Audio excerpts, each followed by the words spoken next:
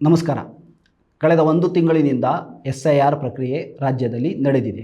ಈ ಹಿಂದೆ ನಾವು ಹೇಳಿದ ಹಾಗೆ ಹತ್ತಿರ 1 ಕೋಟಿ ಮತದಾರರನ್ನು ಕರಡು ಮತದಾರ ಪಟ್ಟಿಯಿಂದ ಆಚೆ ಇಡಲಾಗಿದೆ.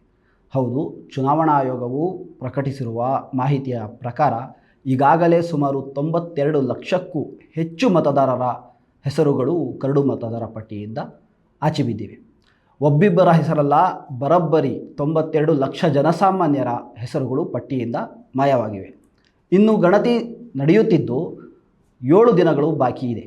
ಮತ್ತೆಷ್ಟು ಜನರ ಹೆಸರು ಡಿಲೀಟ್ ಆಗುತ್ತೋ ಗೊತ್ತಿಲ್ಲ. ಇಷ್ಟೇ ಅಲ್ಲ, ಲಾಜಿಕಲ್ ಡಿಸ್ಕ್ರಿಪೆನ್ಸಿ ಹಾಗೂ 2002ರ ಪಟ್ಟಿಯೊಂದಿಗೆ ತಾಳೆಯಾಗಿಲ್ಲ ಎಂದು ಎಷ್ಟೋ ಮತದಾರರಿಗೆ ನೋಟಿಸ್ ಬರಲಿದೆಯೋ ಗೊತ್ತಿಲ್ಲ. ಇದು ಸಣ್ಣ ವಿಷಯ ಖಂಡಿತ ಅಲ್ಲ.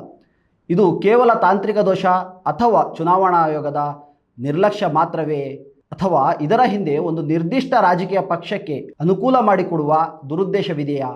ಪ್ರಜಾಪ್ರಭುತ್ವದ ಬೆನ್ನೆಲುಬಾಗಿರುವ ಆಯೋಗ ಒಂದು ಪಕ್ಷದ ಲಾಭಕ್ಕೆ ಕೆಲಸ ಮಾಡುತ್ತಿದೆಯಾ ಎಂಬ ಪ್ರಶ್ನೆಗಳು ಈಗ ಜೋರಾಗಿ ಕೇಳಿಬರುತ್ತಿವೆ. ಇನ್ನೂ ಗಂಭೀರವಾದ ವಿಷಯ ಏನಂದರೆ, ಕೇಂದ್ರ ಸರ್ಕಾರ ತಮಗೆ ನೀಡಿರುವ ಜುಡಿಷಿಯಲ್ ಇಮ್ಯುನಿಟಿಗೆ ರಿಟರ್ನ್ ಗಿಫ್ಟ್ ಆಗಿ ರಾಜ್ಯಗಳಲ್ಲಿ ನಿರ್ದಿಷ್ಟ ಪಕ್ಷವೇ ಗೆಲ್ಲುವಂತೆ ಮಾಡಲು ಮುಖ್ಯ ಚುನಾವಣಾ ಆಯುಕ್ತರು ಹೂಡಿರುವ ಪಿತೂರಿಯೇ ಈ SIR ಪ್ರಕ್ರಿಯೆ ಎನ್ನುವ ಆರೋಪಗಳು ವ್ಯಕ್ತವಾಗುತ್ತಿವೆ.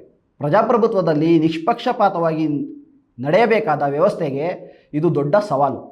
ನಮ್ಮ ಮತವೇ ನಮ್ಮ ಶಕ್ತಿ. ಪ್ರಜಾಪ್ರಭುತ್ವವನ್ನು ಉಳಿಸಿಕೊಳ್ಳಬೇಕೆಂದರೆ ನಾವು ಜಾಗೃತರಾಗಬೇಕಿದೆ. ಇಲ್ಲಿಯವರೆಗೂ ನೀವು ಎನ್ಯುಮರೇಷನ್ ಫಾರ್ಮ್ ನೀಡಿಲ್ಲ ಎಂದಾದರೆ ನಿಮ್ಮ ಸ್ಥಳೀಯ BLOಗೆ ಕರೆ ಮಾಡಿ ವಿಚಾರಿಸಿ. ನೀವು ಈಗಾಗಲೇ ಫಾರಂ ನೀಡಿದ್ದರೂ ಸಹ ನಿಮ್ಮ ಹೆಸರಿಗೆ ಲಾಜಿಕಲ್ ಡಿಸ್ಕ್ರಿಪೆನ್ಸಿ ಬಂದಿದೆಯೇ ಎಂದು ಪರಿಶೀಲಿಸಿ. ನಿಮ್ಮ ನೆರೆಹೊರೆಯವರಿಗೂ ಈ ಮಾಹಿತಿ ತಲುಪಿಸಿ.